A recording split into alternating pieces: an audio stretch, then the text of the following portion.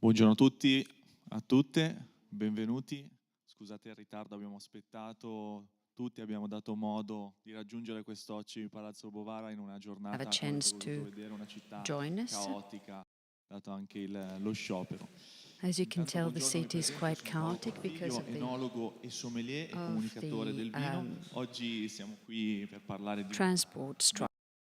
We're here to talk about a beautiful region today, one that is offering a lot to the world of wine, the DOC of Friuli, presidente della DOC Friuli Venezia.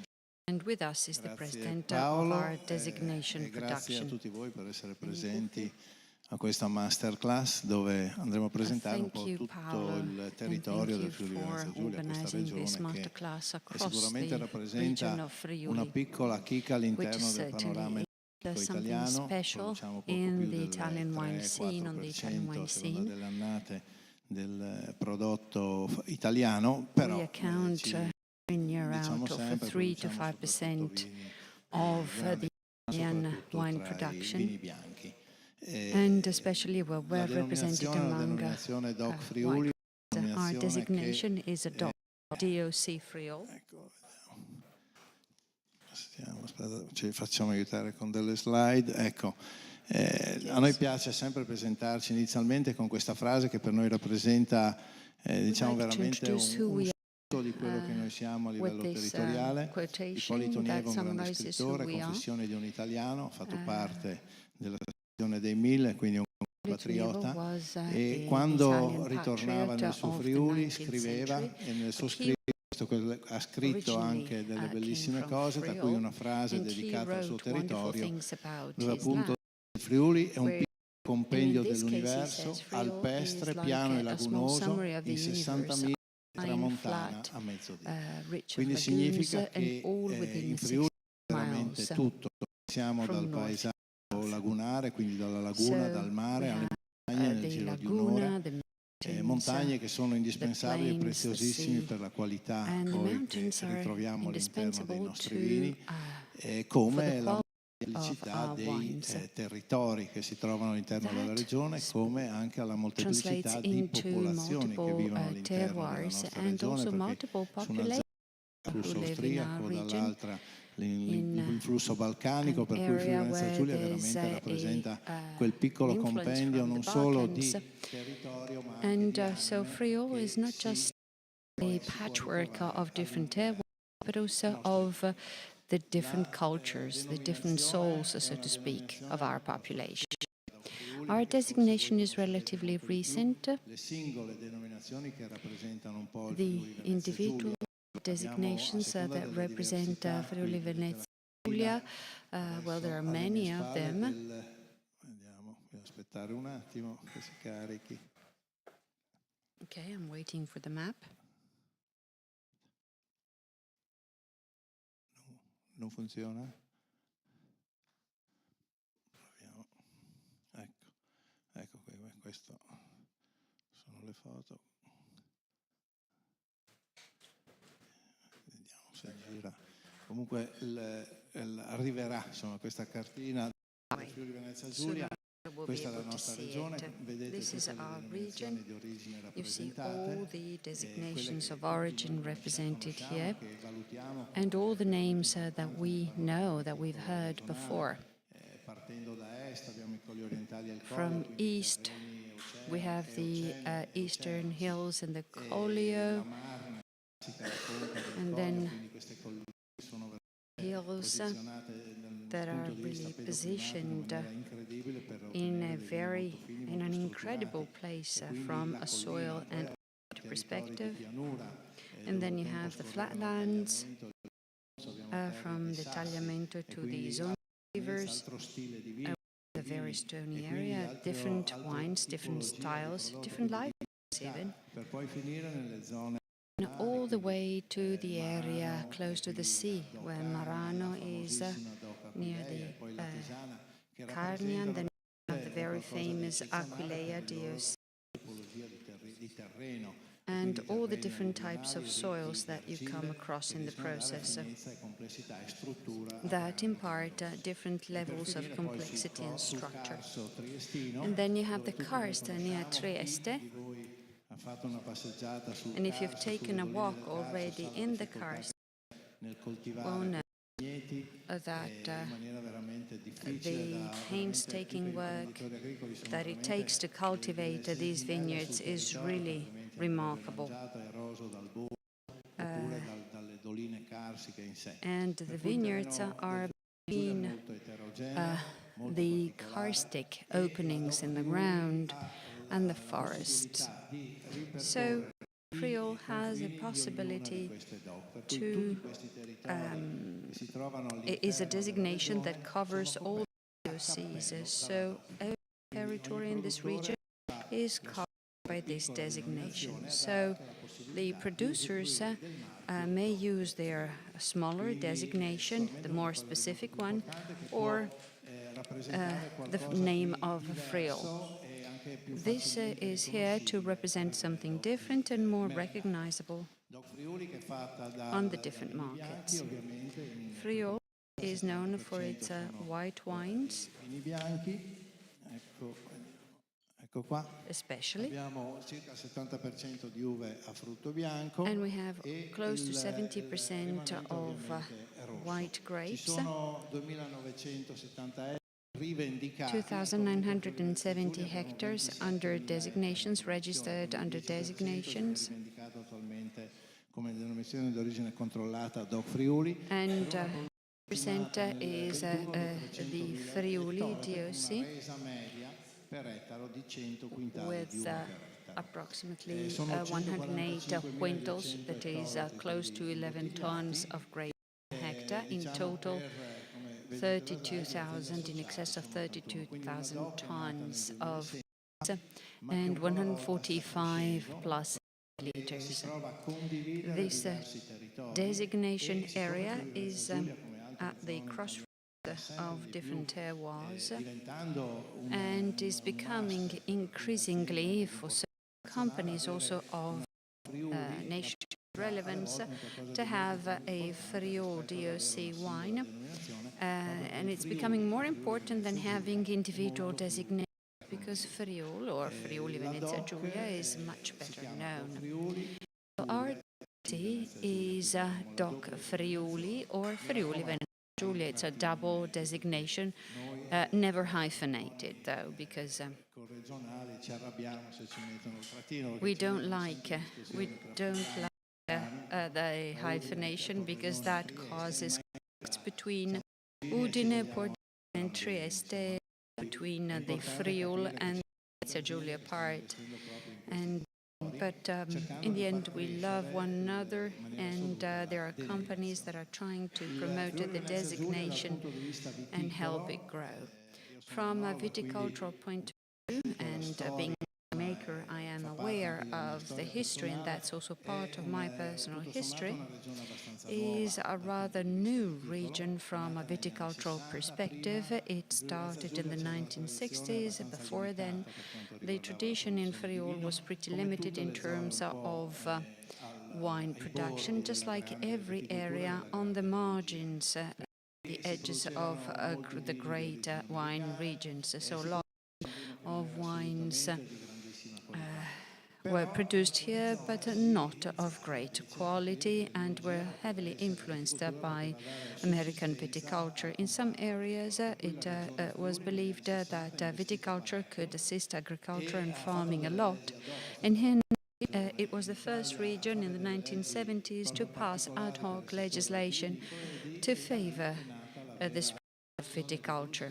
And that was the beginning of the very evolution and revolution of Friuli's wine production. It started in the 1960s with the Collio and the Eastern Hills, and then also Gravi-Isonzo in the flatlands. And then everybody else joined in. From a viticultural point of view, since this is a new region from a viticultural perspective, it wasn't a major in terms of how historical the vineyards were and how historical varietals were. Only part of them were indigenous, especially among the whites of Friulano. We call it Friulano now, but actually it was a Tokai Friulano. There was some Verduzzo Friulano, and then among the reds, the Refosco that had the lion's share. Everything else was of a loctinous origin, international varietals that adapted to the terroir of Friuli Venezia Giulia, also thanks to the fact that in Friuli we have a great asset that is the Rauchedo nurseries. 40% of cuttings that are planted in Europe are sold by Rauchedo. It's the big nursery in Italy and a big driver for evolution in viticulture and development in viticulture. So, supported by the Rauchedo group, the so-called VCR, we managed to plant many international varietals that adapted perfectly to our area. That's why we have a Chardonnay, Pinot Gris, which accounts for 25% of the area under vines. And then the Sauvignon, the Sauvignons from Friuli are famous the world over. We have Pinot Bianco. And then those of German origin, such as Wiener and Riesling. We've had a bit of so that really advanced the viticulture, and among Merlot, Cabernet Franc, and Cabernet Sauvignon were later planted. So there was a major growth from a viticultural point of view in terms of knowledge too, and Friuli developed in many respects. And with 2020, the Friuli DOC represents is a summary of what companies can do. There are big companies, big wineries, small wineries, but they all live under this one single designation. I think it's time for tastings. It's always hard to summarize the story about Friuli. If we were to summarize in just one word this region, perhaps the word diversity and heterogeneity would help us explain.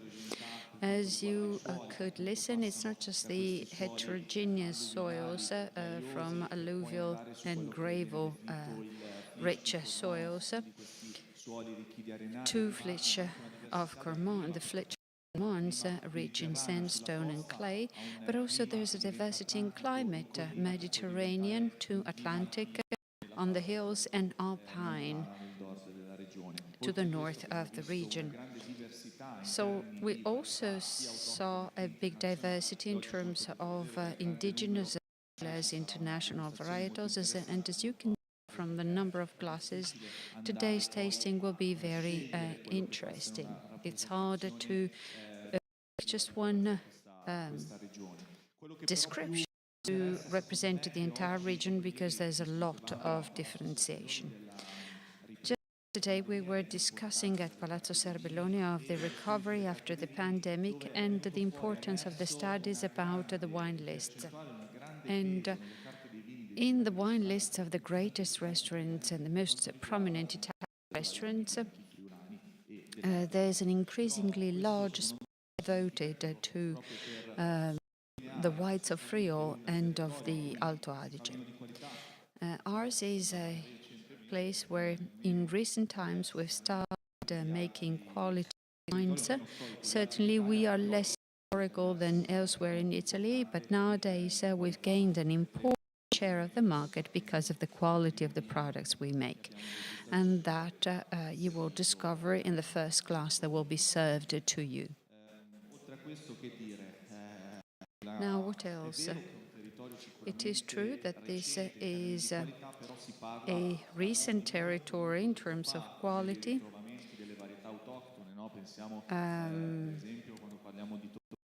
For instance, the tradition of Tokai Friulano, which has now changed its name to Friulano only. We're no longer allowed to call it Tokai, and that ever since 2007. But back at the beginning of the century, Count Ludovico Bertoli had realized that our Pinots could do better than Burgundy. And that takes us all the way back to Ribolla Gialla, which is one of the must-taste for with respect to Friuli, which is one of the greatest indigenous grapes, and that was believed that Ribolla in the past, the grapes called Ribolla because they didn't know what it was. There's a long history, actually, associated with something. I've mentioned the history of Friul's Tokai and also Count de la Tour, because when he came to Cormons for to marry a local, he brought Chardonnay to make Russets, which is now one of the best-known varieties in the area. Now, Tokai is an interesting story, although it is a cousin to Sauvignon, because it's a Sauvignon in terms of historical clones. Our history in the area is not really pushing us towards believe that we're close to France, but Formint in Hungary. And there are many connections to Hungary in local winemaking. But the modern vineyards, as we know them today, were created in the 1960s and 70s, where for the first time in Italy, one regional administration invested heavily because it believed in the interest of viticulture. So that helped production a whole lot. And now you can only take a tour of our region and visit our hills to see the wonderful vineyards and our vineyards like gardens and incredible hospitality. It may sound banal because every region can boast the same, but actually to us that's something that we've always done, but this level of quality with the product was made possible by the decisions made in the second half of the 20th century. Now, thinking of the wines that we're tasting today and also taking a stroll on the hills of Friuli, what one really realizes is that there has been a development also in terms of quality and technology, but also in terms of sustainability, which is a very current topic, and also respect for the environment. Because all these wineries are increasingly committed to creating high quality wines with an eye, or maybe both, on the environment. Yes, sustainability is key nowadays, and ours is not a facade sustainability, it's a material sustainability. We do have examples of cooperative wineries even. Cooperative wineries didn't enjoy the best possible image in the past, but now all the members have created a sustainability system that is now certified by the ministry. So there has been a quest for sustainability, environmental, corporate, financial, also looking at the factor that this be a healthy product. We collaborate with the University of Udine, and we try to improve the quality of our wines also from that perspective. We'll be tasting a Ribolla Gialla, which is a nice export for the years to come for Friuli, Venezia, Giulia, and also in the flatlands. Ribolla Gialla has just closed a cycle in terms of knowledge, of university studies, research, that has exposed the interest in this varietal. So there has been historically a collaboration between growers, producers, and the institutions to improve our productions. The Ribolla Gialla, as you can tell from your first glass, is a very versatile varietal that lends itself to many different types of vinification. In recent years, it has been made into sparkling wines, and you can tell from this glass its great potential of this version. Ribolla Gialla owes its name to the fact that the must in the vat would boil, hence ribolla. So fermenting as if it were boiling, and aveva gli occhi come il mare. È la ribolla gialla? Come un orizzonte.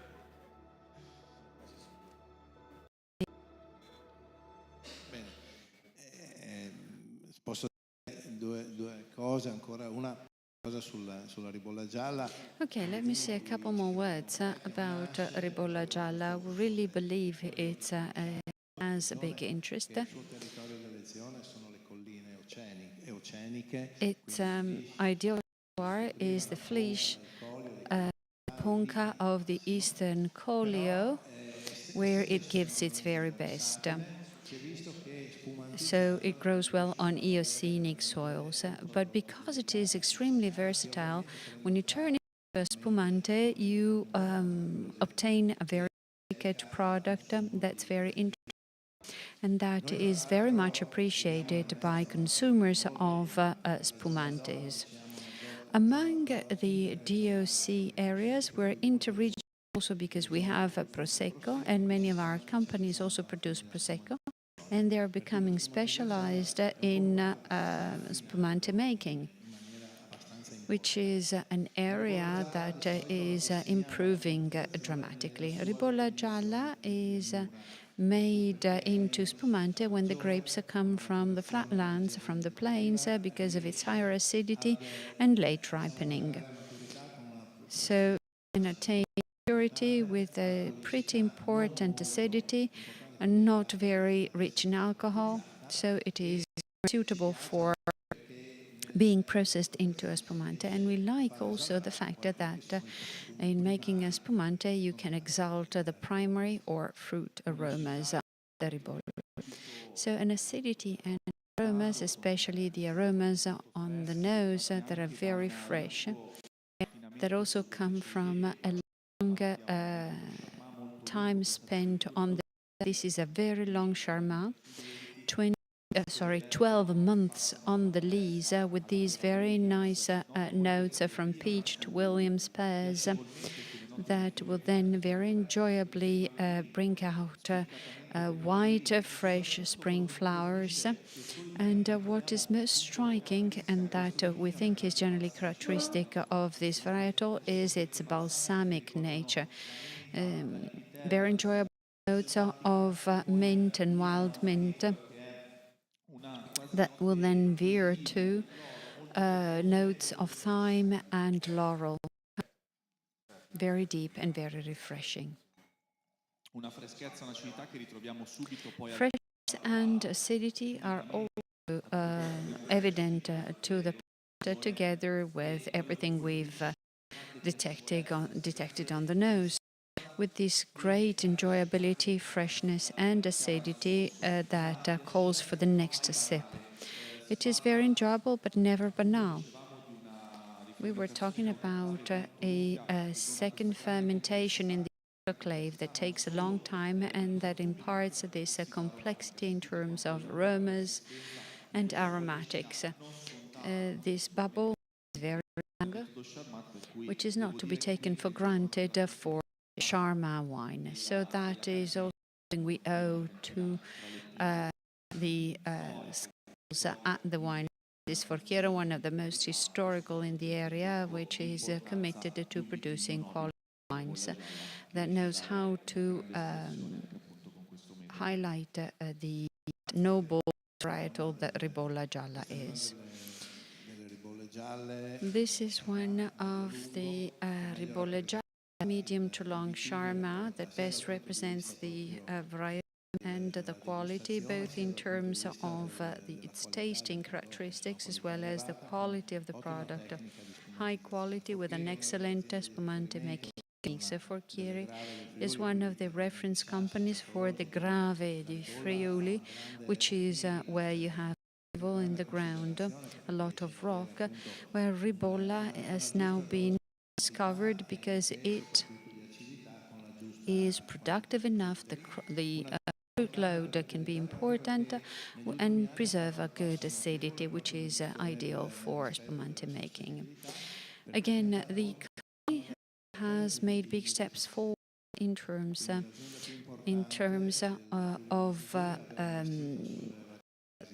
sustainability, because it planted 50 hectares of resistant rocks in order to reduce the number of sprayings. So one of the largest wineries and estates in Friuli that has worked in partnership with the University of Udine and the Rauscedo nurseries to plant these many hectares of resistant varietals. And terroir and sustainability go hand in hand. On top of the great quality and the capacity to vinify the grapes, this gravelly soil provides also a minerality that persists on the palate. Giacomo Takis, the great enologist, said that to make a great wine, you have to have the terroir, the recognizability of the varietal, and the hand of the winemaker, So you have all three combined in this glass.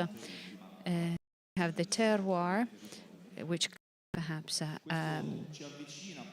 as first, and then the varietal and the hand of the winemaker. The second wine is a Pinot Bianco that testifies to the fact that Friuli now hosts important international varietals.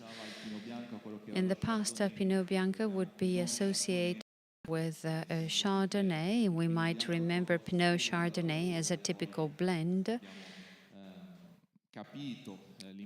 We understood in the course of time the importance from a genetic perspective of Pinot Blanc or Pinot Bianco. We now found its ideal substrate in Friuli, so much so that many companies are valorizing Pinot Bianco and creating movements based on the Pinot Bianco network, and many families are collaborating to rise this varietal, which in these areas, as we shall see soon, can give typical qualities that will differentiate from the Pinot Bianco that we can find elsewhere in Italy, for instance, in the Adige. Now, Pinot Bianco in the Venezia Giulia had always been planted, and it was discovered by analyzing the genetic origins of the plant.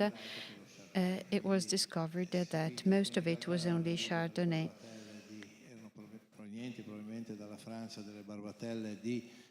So probably initially the cuttings that came from France had taken the name of Pinot Bianco, and we always thought we were growing Pinot Bianco, but actually it was Chardonnay.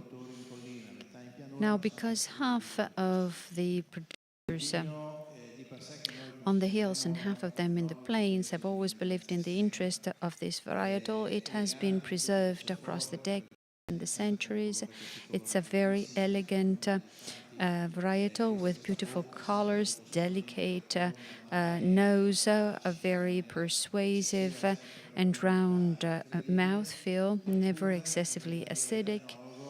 And as a winemaker, prefers a Pinot Gris, however, because it's a bit more rustic, not the same level of quality as Pinot Blanc. That's why we are planting a lot of Pinot Gris. But Pinot Bianco is being rediscovered because blended with Chardonnay and other grapes like Ribolla Gialla, it can also provide excellent results when made into a spumante. It is very versatile. Many companies still use some oak in the fermentation of Pinot Blanc to amplify its basic characteristics, which are in themselves already pretty elegant. So we're in Fagagna on the hills, where the soils are the so-called flesh and ponca, as it's called in Friuli, and it's called opoka in Slovenia. These rocky sediments of marls and sandstone that form something close to clay that provides a lot of both body, sapidity and minerality to the wines. Okay, the texture of this wine in the glass, and then when you take it to your nose, you'll discover its great complexity and elegance, which in a blind tasting in a panel might mislead more than one person. There's a lot of finesse and aromatic complexity and the characteristic notes of this Pinot Blanc, going from tropical fruit to citrus fruit, very floral. And so the notes that come from this close to being mineral, it's rich in stone and gypsum, something that you will then encounter again in the mouth. It's a rich and full palate, also because of the long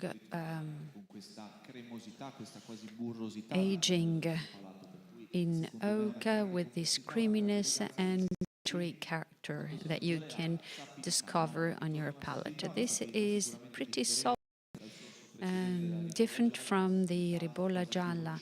It's more of a rocky wine because it comes from Ponca soil, which is typical of this area, and it's extremely long wine with a lot of gustation and olfactory resistance. And this is one of the best representations of a white from Friuli.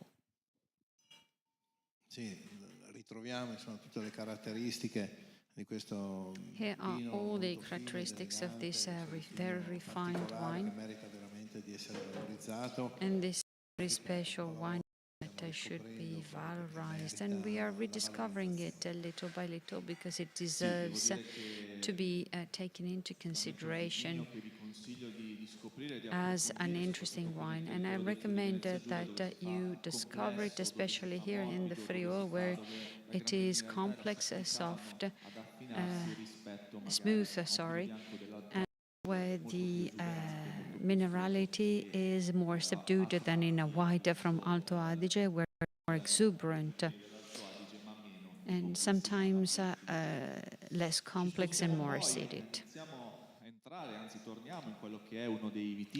We're now going back to what is perhaps the best loved, appreciated varietals for the people of Friuli, Tokai of Friuli. I hope the Hungarians will not be offended. The fight on Tokai is still outstanding because the formi used to make Hungarian Tokai has got nothing to do with our varietal, the Tokai from Friuli. It's closer to Sauvignana, so Sauvignon Ferte on the Slovenian side of the Berda.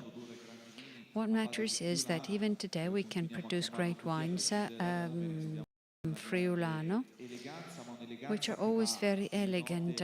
This elegance veers towards green notes, fresh notes that are reminiscent of the soils and climate of the hills of Friuli, with the lushness of the vegetation and the rivers and streams that cross them, imparting a lot of freshness to the fruit.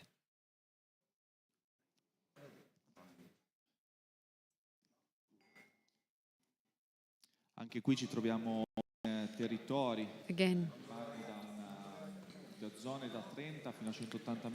These areas are comprised between 30 and 100 plus meters above sea level. So this is an excellent representation of our terroir, the Friulano of this Chiari range from this winery. And the Friulans say that Tokai is a medicine for all evils, like a panacea. Curare tutti i mali. Per cui, ecco, passatemi questa battuta, ma tornando back to our thing and back to seriousness. We are tasting a very nice sample of Tokai, and this winery is very representative of its terroir. A couple more words about Tokai. To us, it's the dearest variety to our heart. It's planted in every DOC area, and it yields a different depending on where it's grown. It's truly a terroir wine because it is sapid, close to the sea, on sandy soils or clay soils, very mineral on the Ponca soil, in the Collio. The Friulano from Cormons are known for that characteristic, and then they can also be very pleasant when grown in the plains on gravel, where it's very hard to grow anything. And then the two aspects that are very characteristic of it that can be appreciated or not by the tasters, the white almond and white flower note on the nose, and then in terms of aromatics, this never very acidic note that ends up in something pretty bitter that stands for Friulano in our eyes. The Friulano needs to be a bit bitterish. They finish. Rimangono più acidi, insomma, rimangono un po' più perplessi. It's hard for people who don't know about the Friulano to understand this characteristic, but believe me when I say that this company, this winery, is much bigger than the previous one that has invested a lot in the land of Friuli, Venezia, Giulia, with results, and they are totally devoted to the indigenous varietals planted on gravel-rich soils, using also old winemaking techniques such as macerations and grapes that are harvested when the fruit is totally not harvesting any earlier than that, to give more personality, to impart more personality to our products. Now, you can discover the same in the glass. These peachy notes with the almonds towards the finish that make it very tempting. And also, depending on the region, balsamic notes too, this very fresh component that is exalting fruit, the spice and the flowers in the glass.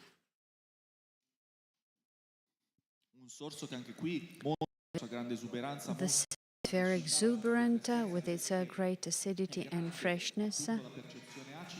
The acidic perception is very prominent, but it is accompanied by a very enjoyable structure, so it does not at all lack harmony, but the tasting is in unison between the senses, with the freshness and complexity, with this almond-like finish, which is not an off note, but it's reminiscent of the sip, of the original sip. So it is a wine that is ready for drinking, but never banal.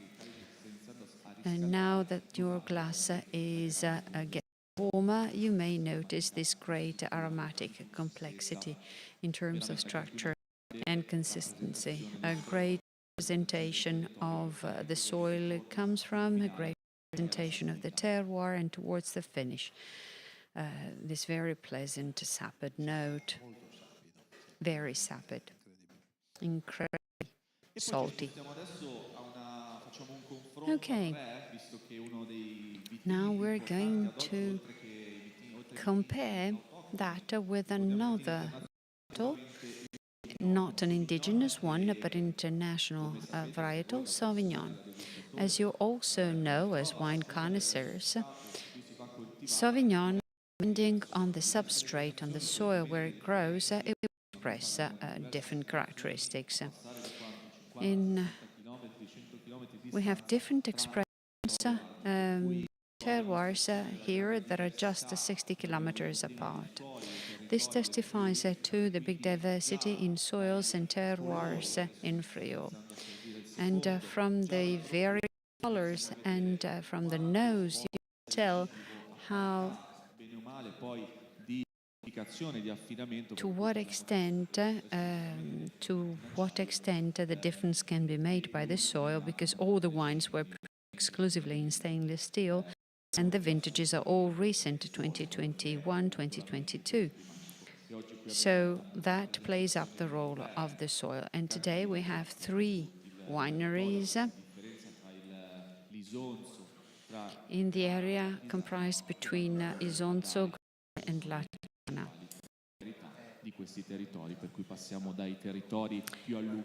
Now you have alluvial soils in the area, in gravel, in the plains, and then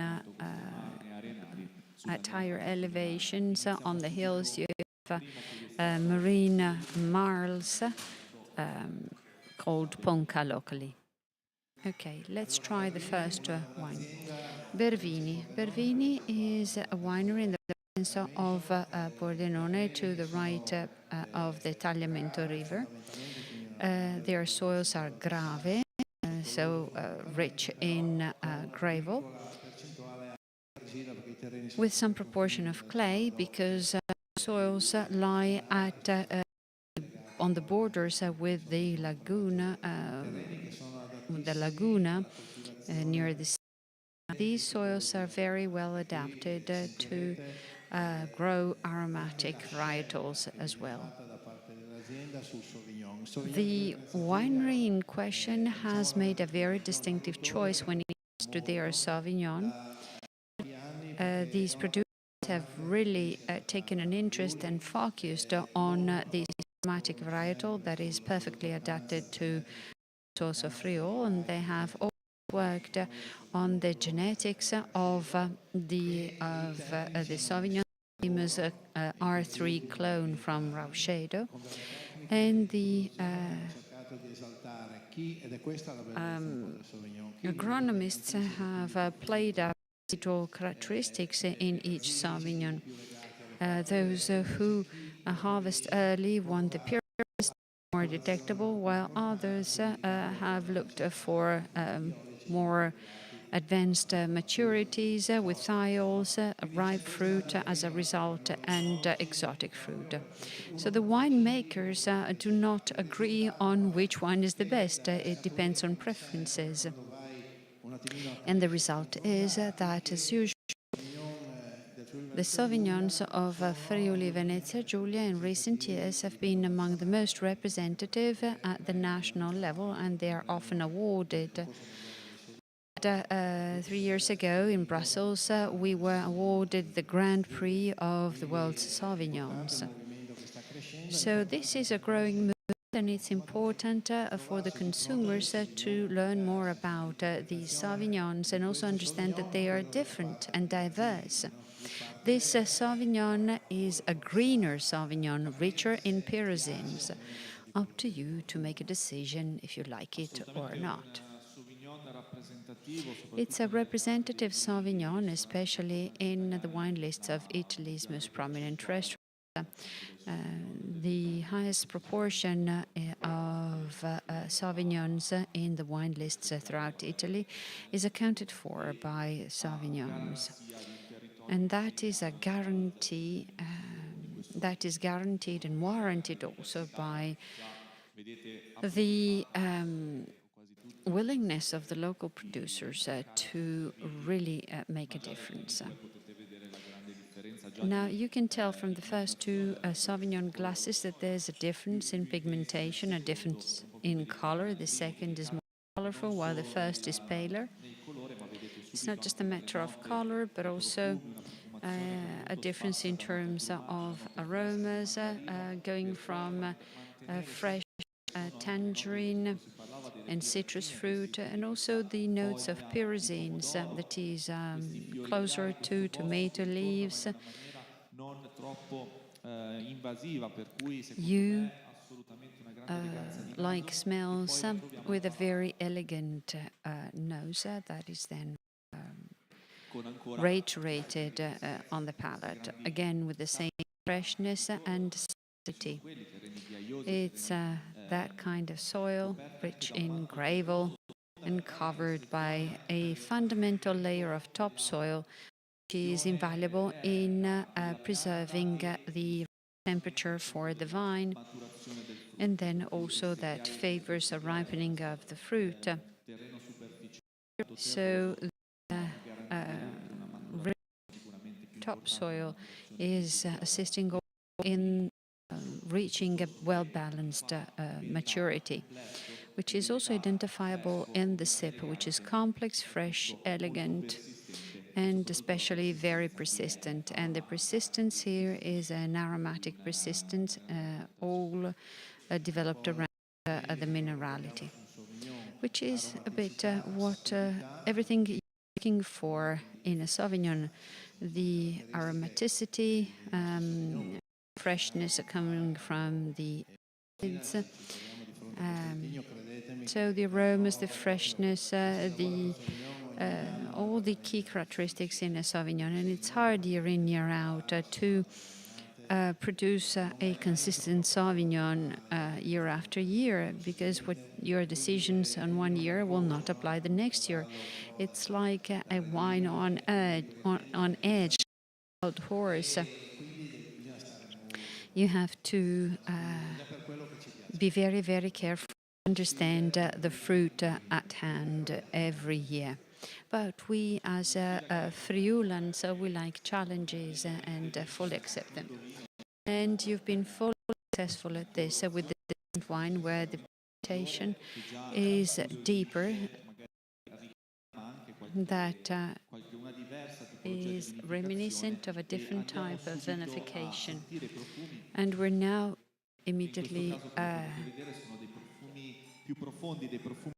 smelling it, deeper aromas, richer in gypsum, gravel, and this is a much more eastern location on the banks of the Tagliamento River, with alluvial soils that add a lot of aromatic complexity. This is another interpretation of Sauvignon, a bit less impactful. It requires more attention, so you have to really research into this Sauvignon to bring out more complex aromas and play down the aromatics that might distract the consumers. So again, looking for the correspondence between the olfaction and the taste, which it is not easy to bring out in Sauvignons, which can be very aromatic on the nose and so make for big expectations. Here there's more of an interest in roundness than the nose. On the nose, the hue and white flowers almost disappear, while they are characteristic of other terroirs. And here you have more citrus fruit, a lot more fruit, which turns into ripe fruit occasionally that you can detect on your palate too.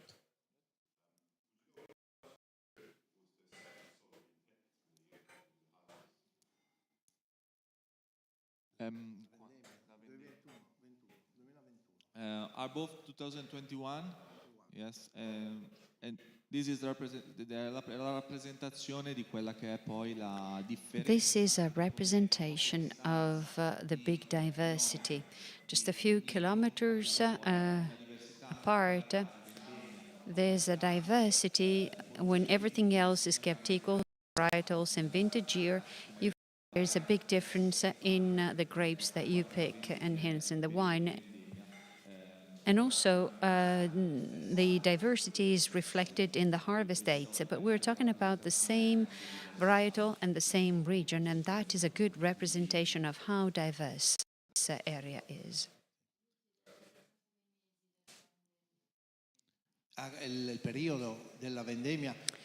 Harvest period. So while the first probably was harvested well, very probably was harvested early. There are companies in the FRIULI that are harvesting their Sauvignons before the wines that they will use as base wines for their spumante. Sometimes there can be 25 days of difference between the harvest dates.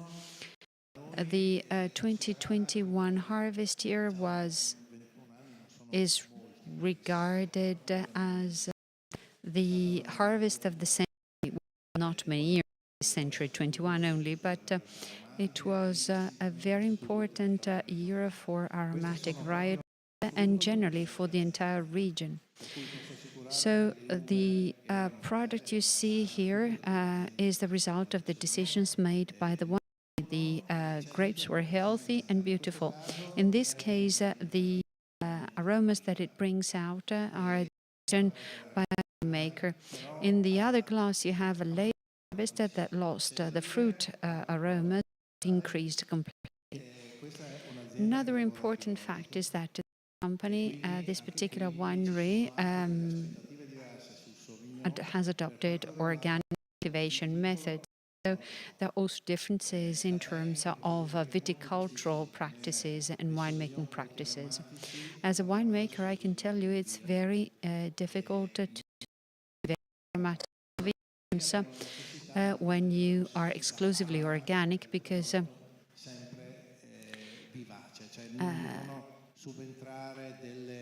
you need to avoid major occupations which are just around the corner when you are cultivating and processing in an organic way. So probably this result was intended, but there's a risk in Sauvignon. We love to process Sauvignon in a reduction atmosphere with a very short grape maceration, in most cases using inert gases, namely nitrogen, and not using sulfites in this case. So you really process the grapes under inert to preserve the aromas, to preserve the nose. Just to finish my reply, I think this was harvested 1 year after the grapes of the previous glass. And that is a good demonstration of how from one area to the next there can be different weeks in terms of difference in the harvest dates.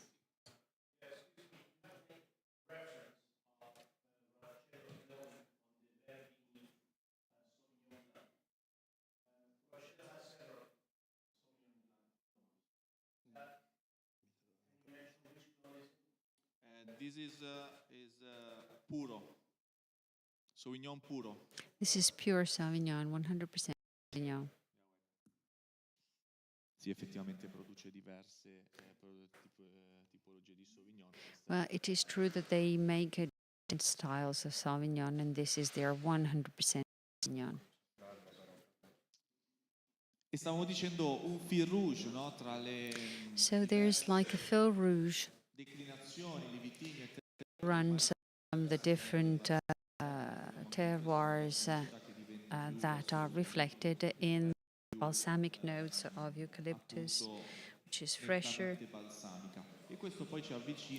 and very balsamic. And this is accompanying us towards the last sample of Sauvignon today from the Catena Produttori Cormons, 120 members.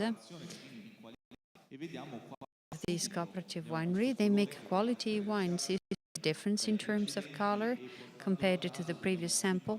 And if you bring the nose, the olfactory notes too will fully describe the soil, the terroir, the area of Cormon, which, as we said, is characterized by flesh and ponca, just like before, that brings out these mineral notes, rock-like notes, almost, which is rich in terms of olfactory freshness. I think it's a good compromise between the previous two. So there's a varietal component and an evolution component. So to describe it, could say it's halfway between the two previous glasses, well balanced, with these notes that go from pyrazines and red tomato to, again, the citrus notes and balsamic notes on the other end of the spectrum. So, knowing who produces this wine, we often discuss Sauvignon, and this is one of those producers who at the beginning of the season and part at the end of the season. So, the crop will be harvested towards in the first half of September and the rest in the second half of September, and then he blends everything to obtain more complexity. So most importantly, to create the right minerality in terms of texture, which is typical of this area, in terms of complexity, sorry. And so from a winery like this, you expect minerality, structure, and this is really a representative wine when it comes to our area. See the fertility of the Sauvignons? It's really fascinating. Sauvignon is a world apart to us in Friuli. It's an ongoing challenge, and this is an excellent example of what a Sauvignon from our region can stand for. And I think that when bringing this wine to the palate, you can realize how great it is, how this varietal can really express a lot. As you bring it to your mouth, there's a lot of acidity, a lot of freshness, but then it softens, opens up, showing all the aromatic complexity, persistence, and sapidity of the wine.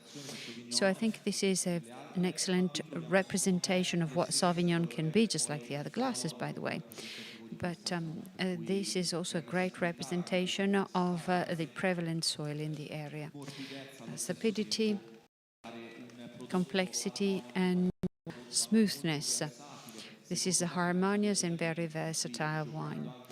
And thinking of if you play around with the temperatures, you can really stretch its uses from a fish hors d'oeuvre to white meat and typical dishes of Friuli, Venezia Giulia, which are generally very fat, light, and warm. So we can really play around with the Sauvignons and this Sauvignon in particular, to represent the terroir and the varietal. Well, you see, with an excellent ham from San Daniele, di San Daniele, because a Sauvignon can grease and rinse your mouth. And that's why we love it too, because it's a wine that really represents us. And the fact that you need to macerate it and make decisions every year on a different basis is something that speaks to us, because it helps us really bring out what we want from our terroir every year. Okay, let's now move away from the beautiful world of Sauvignons and let's go back to one of the so-called indigenous varietals. When you bring the glass to the nose, there can be no doubt as to what it is. This is a Gewürztraminer. So this is not just a different varietal, but it's another area as well, more to the southeast in the designation area of Friuli Isonzo, which is a very fortunate area because it's on the 46th parallel, the parallel of great wines that goes through Burgundy, Oregon, and the great wine terroirs. So here wine is top quality wine, and here is a great family that is committed to wine production.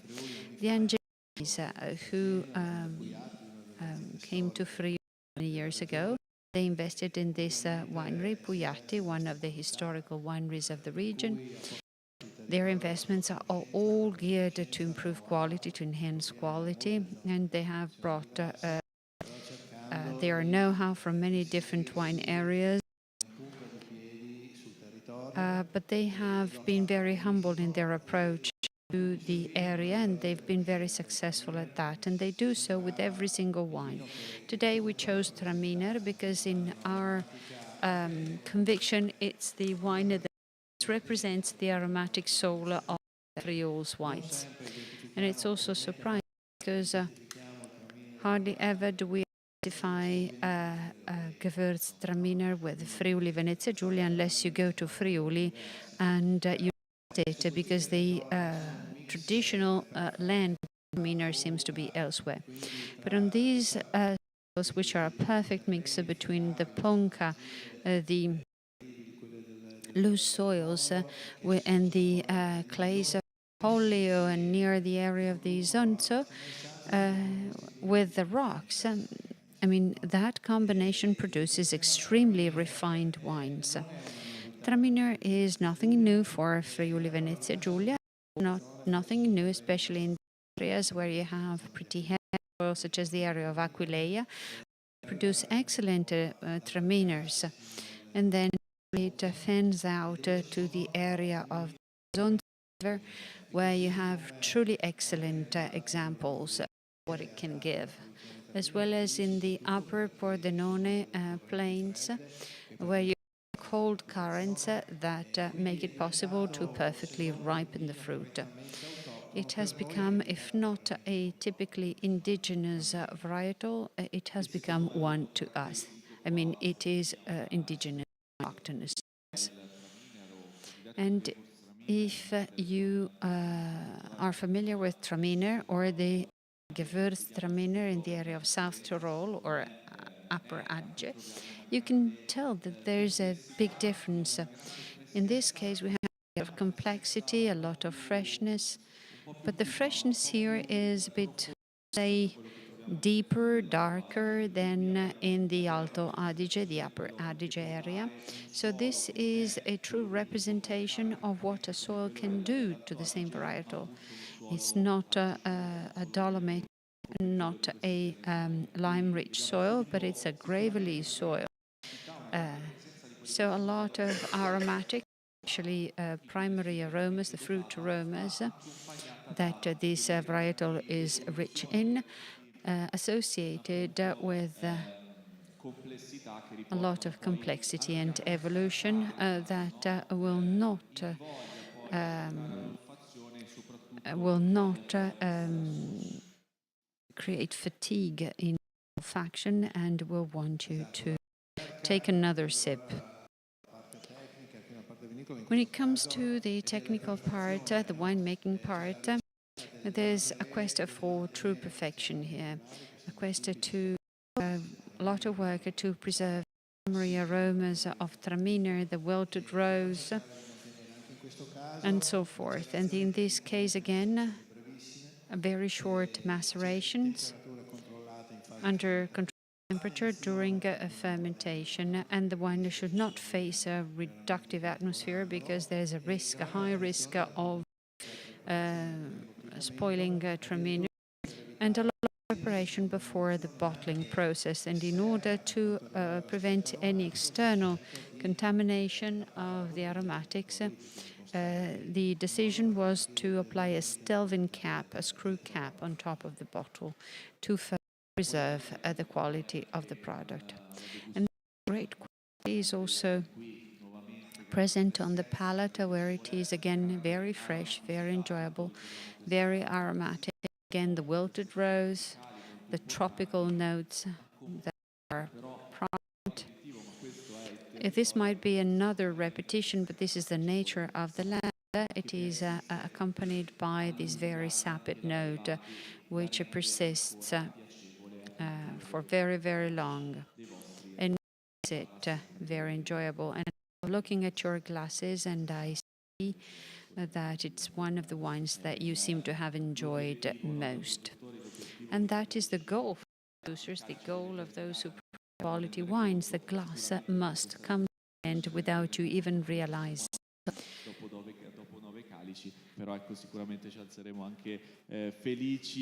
I think that after tasting wine of these glasses, we'll end up perhaps a bit dizzy, but happy and impressed by the potential of this area. Very different wines also among the wines. There's a lot of knowledge in terms of the product that is fundamental for anyone approaching the wines of Friuli Venezia Giulia, because there's a lot to tell for us and a lot to please every palate.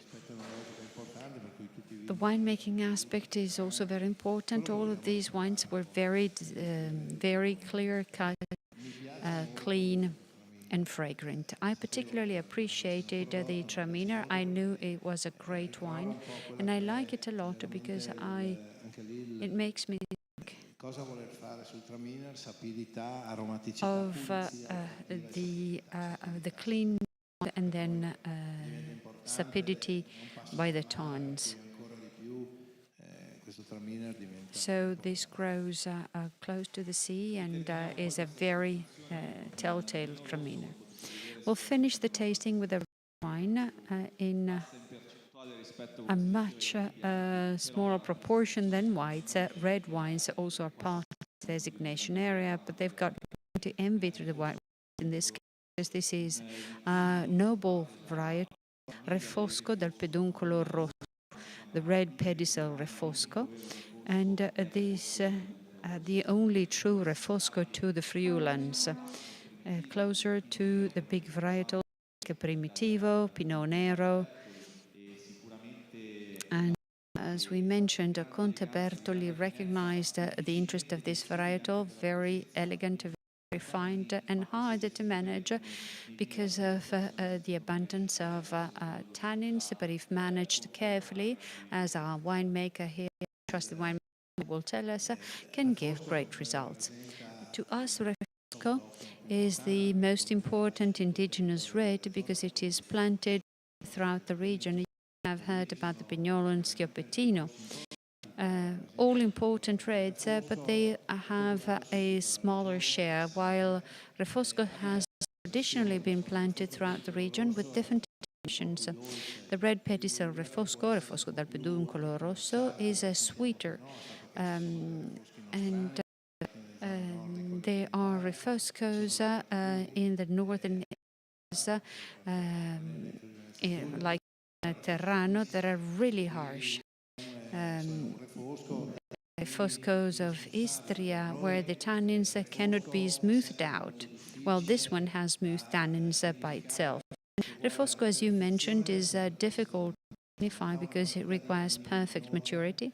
It has a huge amount of tannins, and these tannins remain green for long. So you have to work hard from a viticultural perspective to fully ripen the fruit, to soften the tannins, to smooth them.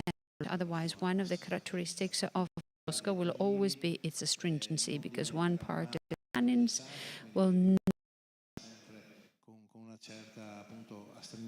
disappear and will preserve the astringency in the wine with these underripe notes.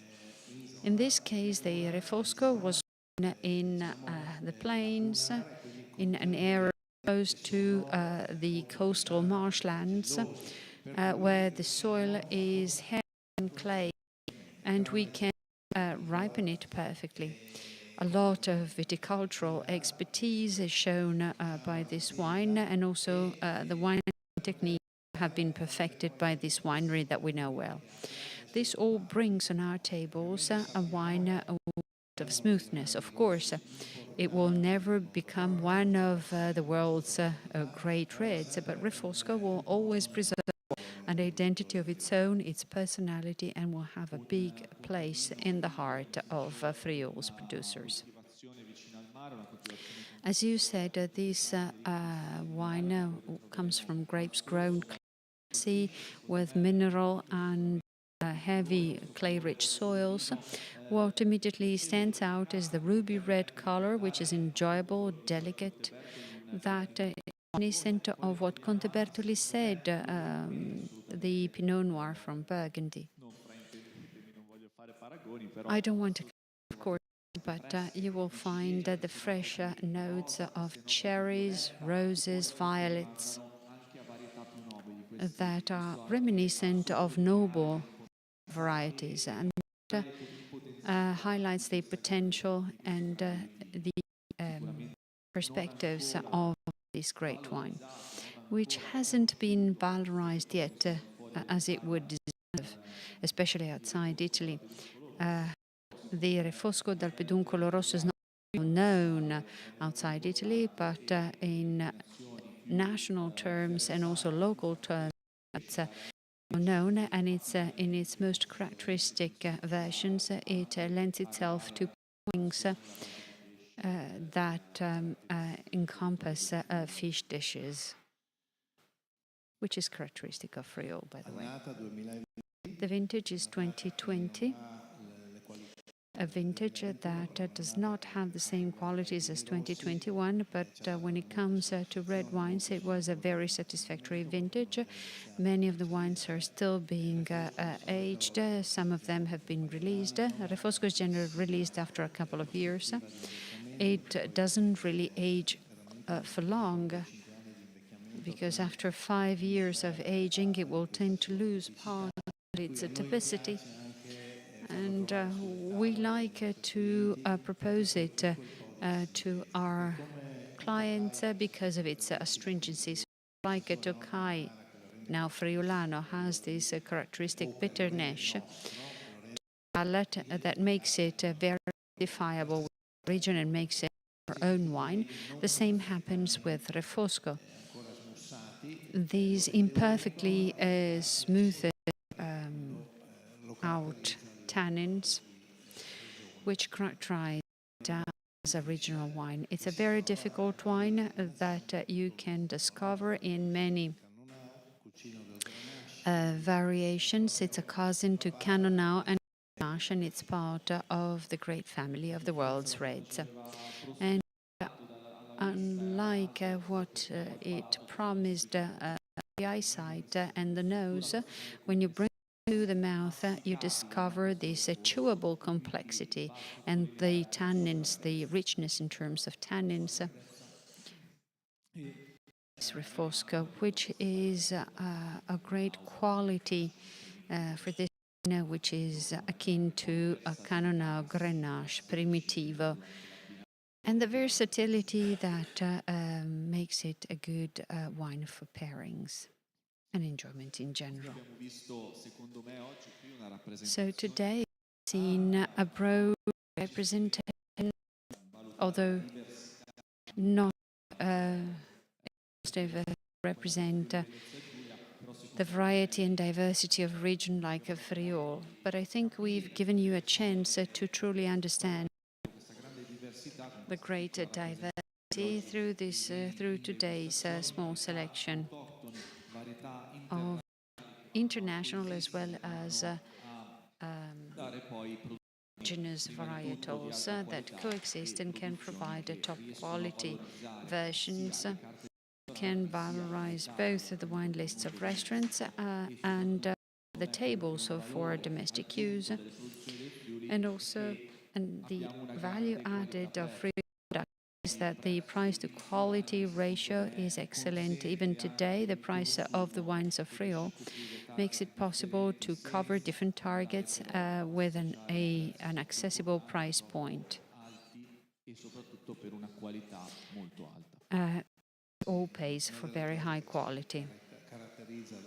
So one thing that has always characterized us is the attention to the pricing, because we started out outsiders in the wine world, and to remain competitive, we also try to have a good quality to price ratio. I think you've had a chance to taste the various facets of the FRIULI products, and how this terroir is so diverse, that represents a whole universe with a bit of everything, and no matter what you taste, you find good